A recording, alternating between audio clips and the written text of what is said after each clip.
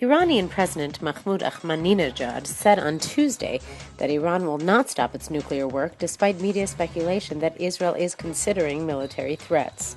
The Iranian president said in a meeting with students in Tehran, "We advise the United States and its ally Israel to stop and be ashamed of their threats and be aware that Iran will not take one step back from its nuclear program. Anyone acting against Iran will gravely regret a military attack." Ahmadinejad was speaking ahead of the publication Wednesday of a report by the International Atomic Energy Agency, the IAEA, which is expected to disclose new details of Iranian efforts to build a computer model of a nuclear warhead. Israeli intelligence agencies played a role in helping the International Atomic Energy Agency gather information that's expected to be released later this week and will accuse Iran of developing a nuclear weapon. In addition to Israel, intelligence agencies from the United States and Europe were also instrumental in helping the IAEA compile the report. Israel is expecting the United States to take the lead in pushing the United Nations and other Western countries to impose tougher new sanctions on Iran following the publication of the incriminating IAEA report. On Tuesday, Defense Minister Ehud Barak played down speculation that Israel intended to strike Iranian nuclear facilities, saying it had not decided to embark on any military operation. "War is not a picnic," he said. "We want a picnic. We don't want a war." Israel has not yet decided to embark on any operation, therefore dismissing Israeli media speculation that he and Prime Minister Benjamin Netanyahu had chosen that option. But he said Israel had to prepare for uncomfortable situations and ultimately bore responsibility for its own security. All options to curb Iran's nuclear ambitions, he said, should remain open.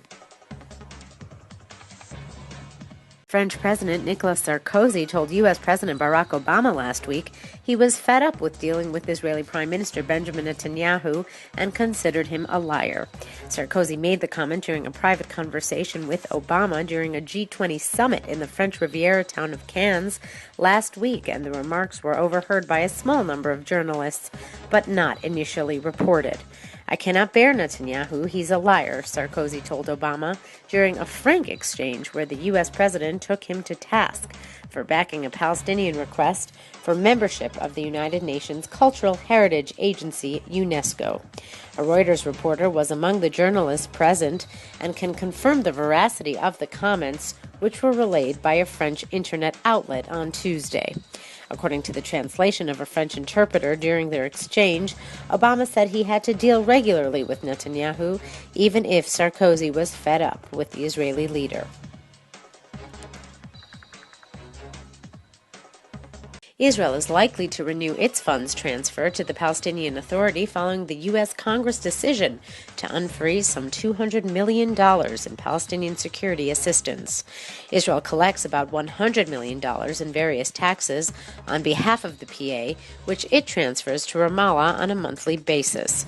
The transfer was suspended following the PA's pursuit of full membership in UNESCO. Defense Minister Ehud Barak voiced his objection to the decision to halt the funds, stressing that Ramallah needed the funds in order to pay the Palestinian security forces' salaries.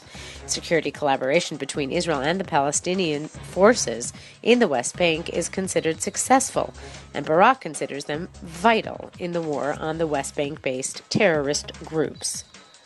Former IDF Chief of Staff Gabi Ashkenazi has been appointed chairman of the board of Shemen Oil and Gas Exploration, which is currently exploring at the Shemen license, formerly Med Ashdod Offshore Ashdod. According to the terms of the agreement, Ashkenazi will provide strategic assistance and consulting by actively participating in the completion of the company's financing round. Furthermore, he will assist in the company's strategic planning and drive gas and oil prospecting and business production opportunities. He will also represent the company vis-a-vis the authorities and investors, all within a 75% employment agreement. His contract further stipulates that the appointment of members of the board shall be subjected to his consideration. The contract has a 3-year term and includes a 100,000 shekel, that's $27,500 US monthly salary, including VAT.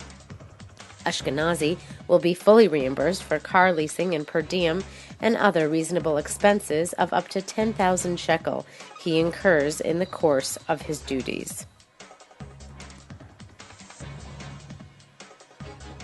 Leading philanthropists in the New York Jewish community pledged $44 million to the UJA Federation of New York's 2012 annual campaign inaugural, setting a new record.